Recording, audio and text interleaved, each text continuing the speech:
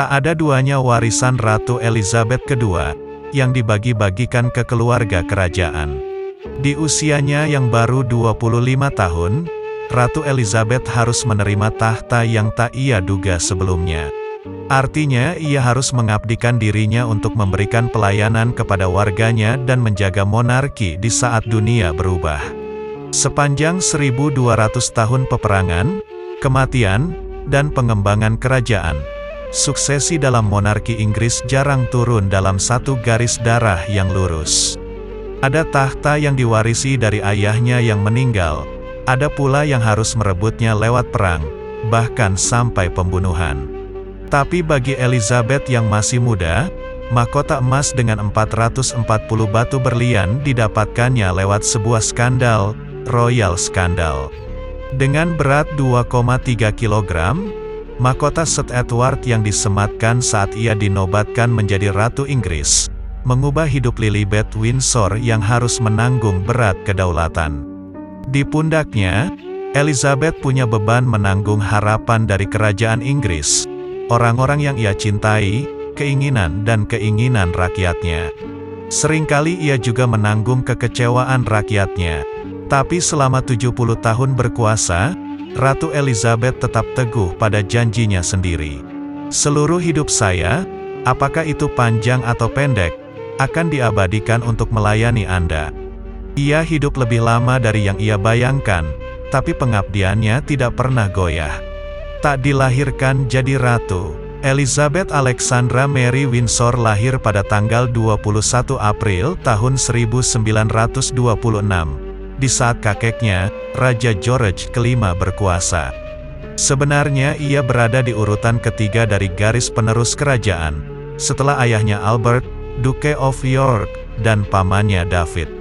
Awalnya mungkin ia hanya jadi pelengkap di House of Windsor, di mana biasanya keturunan pria lebih mendapatkan pengakuan. Tapi ada sesuatu dalam diri Elizabeth sejak kecil, sepertinya ia tahu jika ia ditakdirkan untuk menjadi seseorang yang besar. Dia punya aura otoritas yang menakjubkan saat masih balita, kata Winston Churchill tentang Elizabeth yang berusia 2 tahun, menggambarkannya sebagai seseorang yang memiliki karakter. Beberapa dekade kemudian, ketika Winston berusia 77 tahun dan Elizabeth berusia 25 tahun, Winston menjadi yang pertama dari 13 Perdana Menteri Inggris di bawah Elizabeth. Apa yang sebenarnya mengubah takdirnya? Sebuah cinta terlarang. Ketika Raja George kelima meninggal di tahun 1936, David mengambil tahta sebagai Raja Edward ke-8. Tapi kemudian mundur setahun kemudian hanya karena ingin menikahi Wallis Simpson, seorang janda dari Amerika Serikat. Keputusannya untuk lebih memilih cinta daripada mahkota membuat monarki Inggris terjebak dalam krisis. Albert, ayah Elizabeth terpaksa harus mengambil kekuasaan dan menjadi Raja George ke-6. Elizabeth, usia 10 tahun, yang biasa dipanggil Lilibet oleh keluarganya tiba-tiba disiapkan untuk menjadi penerus kerjaan. Masa depan untuk menyelamatkan kerajaan ada di tangan Albert dan Elizabeth. 15 tahun kemudian, Lilibet berganti panggilan, menjadi Her Majesty, yang juga melewati masa-masa jatuh cinta, bertahan dari perang, dan kehilangan orang-orang di sekelilingnya.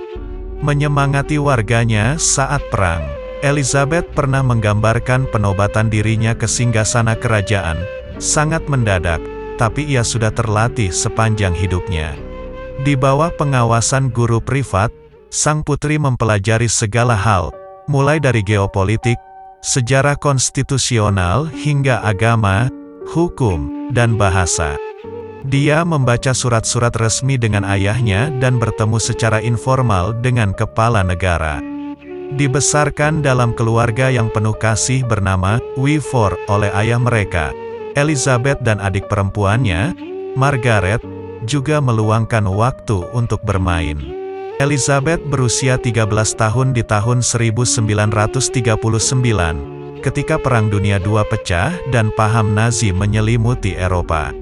Ibunya, mendiang Elizabeth Bowes Lyon, merasa yakin untuk menjaga keluarganya di Istana Buckingham saat Jerman menggempur London dengan serangan bom. Saat itu ibunya mengatakan, "Anak-anak tak akan pergi tanpa saya. Saya tak akan pergi tanpa raja, dan raja tak akan pernah pergi."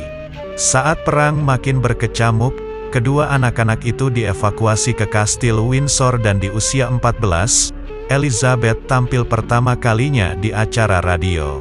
Kita tahu dari pengalaman soal apa itu artinya jauh dari yang orang-orang yang kita paling cintai, kata Putri Elizabeth, yang memberikan semangat bagi anak-anak Inggris yang terpaksa terpisah dari keluarganya.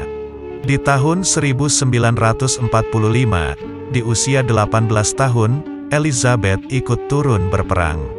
Ia dilatih untuk menjadi pengendara dan mekanis bersama Auxiliary Territorial Service. Salah satu yang membuatnya senang adalah saat tangan dan kukunya kotor dan penuh dengan noda, menunjukkan dirinya sebagai buruh kepada teman-temannya, tulis Collier's Magazine beberapa tahun kemudian. Sebuah romansa kerajaan. Di tahun 1947, saat berusia 21 tahun, Elizabeth menikah dengan seorang pria yang sudah lama ia kenal. Warga Inggris berdarah Yunani, yang juga sepupu jauhnya. Mereka pertama kali kenal di sebuah acara pernikahan di tahun 1934, saat ia baru saja berusia 8 tahun. Tapi baru di tahun 1939, saat Elizabeth berusia 13 tahun dan Philip berusia 18 tahun, cinta bersemi antara keduanya. Putri yang pendiam, sementara Philip yang ramai, senang bermain kroket bersama. Sampai sepupunya Elizabeth, Margaret Rhodes mengatakan, ia tak pernah melihat siapapun lagi. Philip, yang mengatakan dia jatuh cinta sepenuhnya dan tanpa pamrih, merayu calon ratu lewat surat-surat cinta. Pasangan itu bertunangan pada tahun 1946, meski tunangan tersebut dirahasiakan kepada publik sampai Elizabeth dewasa di tahun 1947. Mereka menikah di Westminster Abbey pada bulan November tahun itu. Elizabeth sangat populer di kalangan warga Inggris sehingga banyak yang menyumbangkan untuk membantu membayar gaun pengantinnya. Kue pengantin, yang tingginya 2,7 meter dan beratnya hanya lebih dari 220 kg, dibuat dengan buah-buahan kering disumbangkan dari Australian Girl Guides. Pangeran Philip memotong kue yang menjulang tinggi dengan pedangnya, dan satu potongan dikirim kembali ke Australia sebagai ucapan terima kasih. Keduanya menikah selama lebih dari 73 tahun dan Ratu seringkali mengatakan Philip sebagai kekuatannya dan alasannya untuk bertahan. "Saya berutang banyak darinya," ujar Elizabeth saat perayaan pernikahannya di tahun 1997. Ikatan keduanya menjadi sebuah ujian, tapi juga membantu mereka melewati masa-masa sulit, seperti saat Annus Horribilis, atau masa-masa kelam di tahun 1992 dan meninggalnya Putri Diana. Dari putri menjadi ratu, setahun setelah pernikahannya, anak pertamanya, Charles lahir. Kemudian 2 tahun kemudian di tahun 1950, anak perempuannya lahir diberi nama Anne. Sebagai pengantin baru, Elizabeth dan suaminya menghabiskan banyak waktunya di Malta, di mana Philip bertugas bersama Angkatan Laut. Elizabeth sibuk dengan belanja, jalan-jalan menjelajahi alam, piknik, atau menari samba. Tapi kehidupannya sebagai istri dari anggota Angkatan Laut harus berhenti di tahun 1952. Ada cerita saat itu ia sedang di pohon, sebagai seorang putri, tapi turun dari pohon ia menjadi seorang ratu. Ia dan Pangeran Philip berada di sebuah hotel di Kenya, and Prince Philip were in Kenya at the Treetops Hotel, beginning a 5-month tour of Africa and Australia. Ia sedang mengamati dan merekam sekawanan gajah. Ketika di Inggris sedang malam hari, Raja George ke-6 meninggal karena penyakit kanker paru-paru. Butuh waktu beberapa jam sampai berita tersebut sampai ke telinga Elizabeth dan Philip menjadi orang pertama yang mengatakan dirinya sekarang adalah seorang ratu. Dilaporkan Elizabeth tetap bersikap tenang, mengesampingkan kesedihannya, lalu menulis surat permintaan maaf karena harus membatalkan kunjungan lainnya dalam tur tersebut. Beberapa hari kemudian di London, dia berbicara kepada ribuan orang yang datang ke acara penobatannya. Banyak yang saya rasakan di dalam hati lebih dari apa yang saya katakan kepada Anda hari ini. Tapi saya akan selalu bekerja, seperti yang ayah saya lakukan sepanjang masa pemerintahannya, untuk memajukan kebahagiaan dan kemakmuran rakyat saya, juga warga di seluruh dunia, katanya.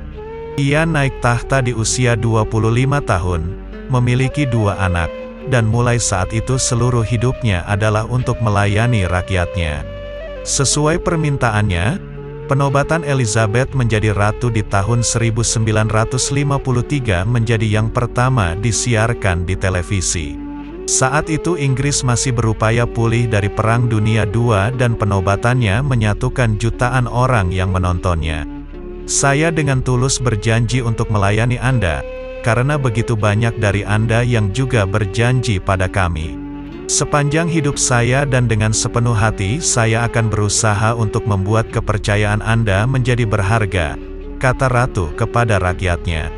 Penobatan itu ditandai dengan semaraknya tanggapan dari rakyat Inggris yang belum pernah terjadi sebelumnya di antara 650 juta anggota negara persemakmuran dan negara lainnya. Demam penobatan Ratu Elizabeth II mencapai puncak luar biasa, sampai penulis biografi kerajaan yang setia, Hugh Montgomery Muhlenberg, menggambarkannya sebagai euforia berlebihan yang hampir memalukan. 40 tahun kemudian, Ratu Elizabeth II merefleksikan perannya dalam monarki Inggris. Ini adalah sebuah pertanyaan yang mendewasakan apa yang kita lakukan dan menerima keberadaan kita. Ini adalah takdir. Keberlanjutan adalah sangat penting. Ini adalah pekerjaan seumur hidup.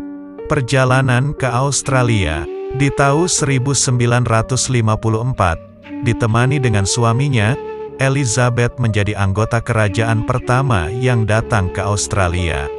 Saat itu televisi belum terlalu marak, jadi warga harus datang sendiri untuk melihat Ratu Elizabeth II. 75 penduduk Australia menyambutnya di jalanan. Lebih dari 1 juta orang berkumpul di Sydney untuk menghadiri acara tatap muka dengan Ratu. Saya bangga menjadi kepala dari negara yang sudah mencapai banyak hal, ujarnya kepada publik. Dalam kunjungan 58 hari ke Australia, pasangan Ratu Elizabeth dan Pangeran Philip melakukan 33 penerbangan, 207 perjalanan dengan mobil dan kereta, mendatangi semua ibu kota negara bagian, kecuali Darwin, dan 70 kawasan pedalaman. Ia juga bertemu dengan perwakilan warga aborigin, termasuk seniman Albert Namachira dan keluarga Timberi dari Lapros, yang melempar bumerang saat Ratu berada di kawasan Wagga-Wagga. Selama 8 minggu berturut-turut wajah Ratu juga menghiasi halaman utama majalah Women's Weekly. Ratu Elizabeth II sudah 16 kali datang ke Australia. Kedatangannya selalu disambut meriah, dengan lambaian bendera, teriakan warga yang antusias, yang tentunya membekas di hati Ratu Elizabeth II. Ada dampak magnetis bagi mereka yang ingin hidupnya lebih dari sekedar aturan kaku keamanan dari sebuah suburban yang nyaman, katanya saat berada di Australia Tengah di tahun 1963, di kunjungannya yang kedua. Ia disambut dengan penuh kehangatan di penjuru Australia dan memberikan inspirasi dari anak-anak sampai Robert Menzies, mantan Perdana Menteri Australia yang mengutip puisi karya Thomas Ford di abad 17, yang intinya mengatakan, "Saya mencintainya hingga saya mati." Pemimpin bagi kerajaan dan keluarga sendiri. Di tahun 1960, 11 tahun setelah Charles lahir dan 9 tahun setelah Anne lahir, ia melahirkan Andrew. 4 tahun kemudian, Edward lahir. Tapi kesibukannya tidaklah berkurang selama beberapa puluh tahun. Setiap harinya, Mulai dari korespondensi, catatan dari rapat kabinet, hingga koran-koran, tiba di mejanya. Di sore harinya, ia lebih menghabiskan waktunya untuk banyak melakukan acara tatap muka dan biasanya Selasa malam adalah waktunya untuk bertemu dengan Perdana Menteri. Banyaknya kerjaan berarti Ratu Elizabeth II punya persamaan dengan ibu-ibu yang juga bekerja, bahkan dibandingkan ratu-ratu sebelumnya. Kebanyakan orang punya pekerjaan dan pulang ke rumah, ujarnya kepada BBC di tahun 1992. Saat ini, pekerjaan dan kehidupan berjalan bersamaan karena kita tidak bisa membaginya. Di saat perempuan lebih diharapkan keberadaannya, ketimbang didengar suaranya, Elizabeth menjadi kepala bukan hanya kerajaan, tapi juga untuk keluarganya sendiri. Tentu ada saat Philip berada di bawah bayang-bayangnya, selalu berjalan beberapa langkah di belakangnya, atau merasa energinya terbuang. Ada pula tantangan saat Margaret ingin menikah seorang duda, Kapten Peter Townsend. Keduanya menjadi pusat perhatian, karena saat itu anggota kerajaan menikah dengan duda atau janda menimbulkan pertanyaan. Selama beberapa tahun, Ratu, yang menyetujui atau tidak sebuah pernikahan, terjebak antara kebahagiaan anggota keluarganya dan aturan yang berlaku. Margaret tadinya mau melepaskan statusnya yang berhubungan dengan anggota kerajaan untuk menikahi Kapten Peter, dan ia sadar dengan ajaran gereja untuk menyerah dari pria yang dicintainya. Kerajaan yang kuasanya berkurang. Saat ia naik tahta, Ratu Elizabeth II masih menguasai kerajaan Inggris yang meliputi Afrika, Asia, dan negara lainnya di dunia. Di masa pemerintahannya, Ratu Elizabeth II menyaksikan bagaimana kerajaan Inggris mulai berjatuhan, dengan kemerdekaan India di tahun 1947 dan kembalinya Hong Kong ke China di tahun 1997. Hanya ada 53 negara dan Australia termasuk di antaranya, yang ia anggap sebagai salah satu prestasi terbesarnya dan yang menyatukan saat dunia terpecah. Persemakmuran bukanlah organisasi dengan sebuah misi, tapi sebuah kesempatan bagi warganya untuk bekerja sama demi mencapai solusi yang praktis untuk masalah-masalah, ujarnya di tahun 2009. Tidak dapat dibayangkan bagaimana nasib negara-negara persemakmuran tanpa Ratu Elizabeth. Bahkan sebelum ia meninggal, beberapa negara mulai melepaskan Ratu sebagai kepala negara atau head of state. Ada juga upaya-upaya yang berisiko bagi hidupnya. Misalnya di tahun 1981, ia jadi target serangan saat upacara Throwing the Colour di London Mall. Tapi tembakannya lebih membuat takut kudanya. Atau pernah juga ada seorang pria yang masuk ke kamarnya dan duduk di tepian tempat tidurnya di Istana Buckingham dan berbicara dengannya selama 10 menit.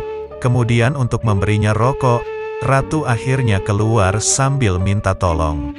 Sepanjang pemerintahannya, Ratu Elizabeth sudah mengunjungi 129 negara, termasuk para pemimpin negara, selebritas, dan orang-orang terkenal lainnya.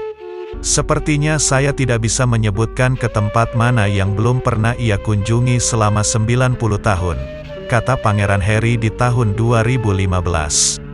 Tahun yang buruk dan kematian Diana.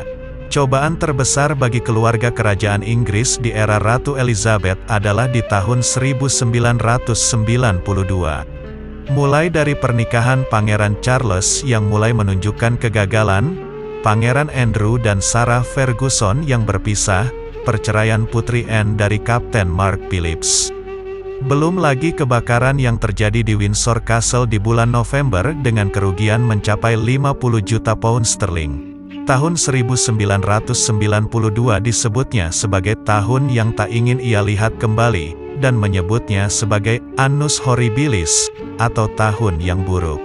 Tapi cobaan sebenarnya baru datang di tahun 1997, saat Diana meninggal dalam kecelakaan mobil di Paris. Ratu, yang sebenarnya ingin melindungi cucunya dari Diana dan Charles dan komitmennya terhadap protokol kerajaan, membuat dua kesalahan. Ia menolak untuk memperpendek kunjungannya ke Balmoral dan tidak menurunkan bendera setengah tiang di Istana Buckingham. Untuk pertama kali dalam era kekuasaannya, ia dihadapi dengan amarah warga yang menganggap Diana sebagai People's Princess. "Apakah House of Windsor punya hati?" tanya Daily Mail, sementara koran The Express mengeluarkan tajuk utama, "Tunjukkan Anda peduli."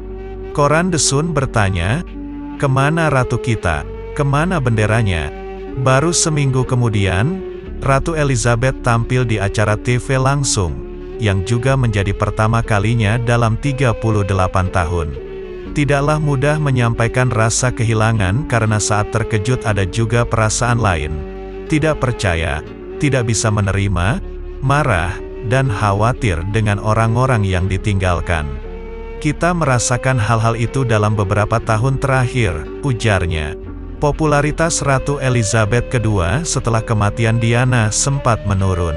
Masa-masa diliputi duka. "Kesedihan adalah harga yang harus dibayar saat kita mencintai," kata Ratu di tahun 2001, setelah serangan teroris di New York pada tahun 2001. Setahun kemudian, ia juga merasakan dua kehilangan. Putri Margaret meninggal di usia 71 tahun karena stroke, padahal ia adalah teman paling dekatnya. Meski ia dikenal sebagai orang yang bisa mengontrol emosinya, Ratu Elizabeth II terlihat sangat terpukul di acara pemakaman.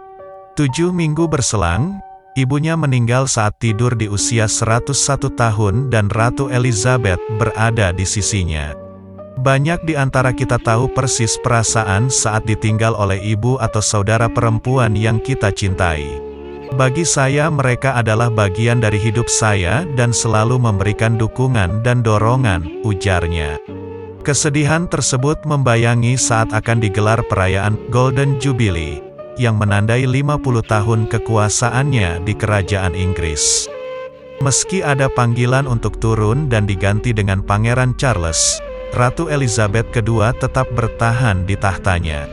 Tapi ia juga mulai menunjukkan kelembutannya, misalnya merestui pernikahan Charles dengan Camilla Parker Bowles di tahun 2005. Dikenal dengan sebutan Gan-Gan. Bagi keluarganya, Ratu Elizabeth II lebih dari sekedar figur publik. Ini adalah gelar resminya dalam bahasa Inggris, Elizabeth II. By the grace of God of the United Kingdom of Great Britain and Northern Ireland and of her outer realms and territories Queen, Head of the Commonwealth, Defender of the Faith. Tapi bagi anak-anaknya, ia dipanggil Mama.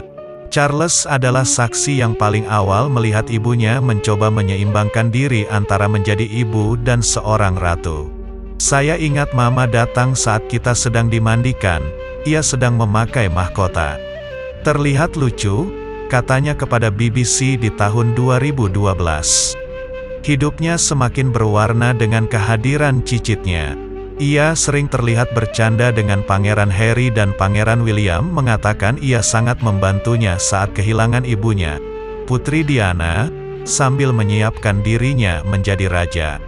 "Saya merasa dalam diri Ratu ada contoh yang luar biasa, melakukan banyak hal yang baik dan dia menjadi panutan yang saya miliki di depan mata."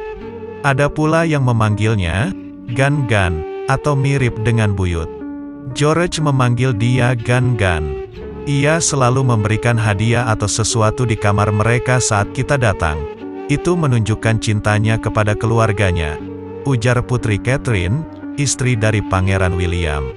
House of Windsor diguncang dua wawancara. Pernikahan William dan Catherine di tahun 2011 seolah menjadi momen bagi kerajaan Inggris untuk kembali menjadi sorotan, di saat yang sama juga mencoba menemukan relevansinya dengan era modern. Pangeran Harry menikah dengan Meghan Markle di tahun 2018 yang juga membantu status selebritas dari kerajaan di abad 21. Tapi sorotan media kembali mengguncang Ratu dan keluarganya. Yang pertama melibatkan Pangeran Andrew dan kaitannya dengan Jeffrey Epstein dengan skandal seksualnya. Setelah Jeffrey ditemukan tewas di penjara di tahun 2019, Pangeran Andrew mengundang BBC ke Istana Buckingham, yang mungkin diketahui Ratu Elizabeth II, untuk membersihkan namanya. Dalam wawancara selama 48 menit, ia mencoba meyakinkan ketidaktahuannya soal kejahatan Jeffrey, mengatakan ia tidak mampu secara psikologis untuk menanggapinya, tapi tidak menyampaikan simpatinya kepada para korban. Baru 3 tahun kemudian, Ratu Elizabeth II mencopot gelar His Royal Highness darinya. Setahun setelah menikah, giliran Pangeran Harry yang meminta mundur dari kerajaan. Mereka akhirnya tinggal di Los Angeles, tempat Meghan berasal, tapi membuat media di Inggris menaruh banyak perhatian. Meghan selalu digambarkan sebagai perempuan berkulit hitam yang penuh amarah, dituduh membuat kakak ipar perempuannya menangis, meminta sejumlah tiara dari koleksi keluarga, dan mengirim pesan pendek ponsel sebelum jam 9 pagi kepada staf istana. Dalam wawancaranya dengan Oprah Winfrey, Meghan mengaku banyak mengalami bullying oleh tabloid dan sejumlah keluarga kerajaan yang membuatnya sempat terpikir untuk bunuh diri. Harry dan Meghan mengatakan Ratu tetap berbuat baik kepada mereka. Tapi kebaikan Ratu mungkin tidak cukup untuk membuat mereka ingin tetap bertahan di sebuah institusi yang kuno. Anak mereka, Archie dan Lilibet, yang pertama kali jadi keturunan kerajaan dengan latar belakang ras berbeda, kini dibesarkan jauh dari kerajaan. Akhir dari sebuah cinta, seperti sebuah dongeng, percintaan antara putri dan pangeran selalu dipenuhi dengan intrik. Di tahun 1954, saat kru berita Australia hendak meliput kunjungan Ratu Elizabeth II, ia melihat Philip keluar dari bungalow dengan perlengkapan raket tenis dan sepatunya. Ratu yang masih muda meminta mereka untuk diam soal pertengkaran yang mereka baru saja lihat. Philip tidak mengaku pertengkaran terjadi, tapi mengatakan, toleransi adalah bumbu utama dalam pernikahan manapun. Ratu memiliki kualitas toleransi yang banyak, ujarnya. Tapi apapun yang terjadi kepada keduanya, Ratu Elizabeth II dan Pangeran Philip tetap menunjukkan ikatan yang kuat dan cinta. Elizabeth bukan saja ratu baginya, tapi juga perempuan yang ia cintai di tahun 2020. Pandemi COVID-19 melanda dunia. Kedua pasangan kerajaan ini merayakan ulang tahun pernikahan platinum dengan perayaan yang dihadiri sedikit orang di Kastil Windsor. Pangeran Philip hanya terlihat duduk di sebuah kursi menikmati sinar matahari dengan selimut yang menutupi kakinya dan orang yang dicintainya berada di sebelahnya. Ia meninggal pada bulan April tahun 2021, hanya beberapa bulan sebelum ulang tahunnya yang ke-100. Dalam upacara pemakamannya di St. George's Chapel, Ratu terlihat menggunakan masker dan duduk sendirian. Saat itu ia menunjukkan dirinya bukan seorang ratu, tapi seorang istri yang sedih untuk menyampaikan salam perpisahan pada suaminya. Seorang perempuan dengan misteri. Di tahun 2012, Ratu Elizabeth II merayakan Diamond Jubilee, dengan lebih dari 1 juta orang berkumpul di depan Istana Buckingham. 5 tahun kemudian, ia merayakan Sapphire Jubilee, satu-satunya yang merayakan sepanjang sejarah kerajaan Inggris. Di tahun 2022, tahun di mana seharusnya ia merayakan Platinum Jubilee, ia sudah menjadi ratu yang tua dan tak mampu berdiri lama. Ia mengalami masalah dalam bergerak, sehingga mulai mundur dari acara-acara publik. Tentunya sulit mengucapkan selamat tinggal kepada seseorang yang sudah berkiprah di dunia selama hampir 100 tahun. Ia bersama kita saat krisis misil Kuba, pendaratan di bulan, peperangan mengakhiri apartheid, kejatuhan tirani di dunia, dan serangan teror tanggal 11 September tahun 2001. Tapi tetap kita tidak tahu siapa sebenarnya dia. Kehidupan privasinya yang begitu terjaga, jarang menjadi sorotan media karena ia juga jarang memberikan kesempatan wawancara kepada media. Kita hanya tahu sedikit soal kehidupan pribadinya. Ia mudah mendapatkan kesenangan lewat hal-hal kecil dan bahagia saat berada di alam. Ia disebut-sebut sangat menikmati kebebasan saat berada di Kastil Balmoral, yang menanggalkan tekanan dari kerajaan. Ia juga tidak menunjukkan sikap politiknya, tapi memiliki hubungan dekat dengan para pembuat keputusan. Sumber dari kekuatan dan inspirasi, begitu banyak orang melihatnya sebagai seorang ibu, nenek, dan ratu persemakmuran. Saat dunia berubah, sang ratu telah menggabungkan tradisi dan kemajuan. Seperti dikatakan Pangeran William, ia mampu membawa keluarga bergerak seiring waktu. Perubahan adalah hal yang konstan, melakukannya membutuhkan kedisiplinan yang luas. Bagaimana kita menyikapinya akan menentukan masa depan, ujarnya di tahun 2002. Di saat dunia baru saja keluar dari era Elizabethan, terlalu dini untuk mengatakan bagaimana era tersebut akan dikenang. Ada momen kebahagiaan dan stabilitas bagi kerajaan Inggris, tapi ada juga kekecewaan dan kesedihan.